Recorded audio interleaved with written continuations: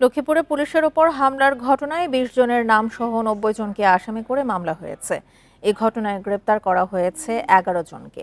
সকালে ট্রাফিক পুলিশের উপপরিদর্শক মহিউদ্দিন জুয়েল বাদী হয়ে সদর থানায় মামলাটি করেন। পরে পুলিশ এই মামলায় আটক ১১ জনকে গ্রেপ্তার দেখিয়ে আদালতে হাজির করলে বিচারক তাদের কারাগারে পাঠানোর নির্দেশ দেন। বুধবার রাত থেকে বৃহস্পতিবার ভোর পর্যন্ত শহরের বিভিন্ন স্থানে অভিযান চালিয়ে তাদের গ্রেপ্তার করা হয়। সদর থানার ওসি আব্দুল মোন্নাফ বিষয়টি নিশ্চিত করে জানান, পুলিশের ওপর হামলা, মারধর ও সরকারি কাজে বাধা প্রদানের অভিযোগে মামলা হয়েছে। অন্য আসামিদের গ্রেপ্তারে অভিযান চলছে।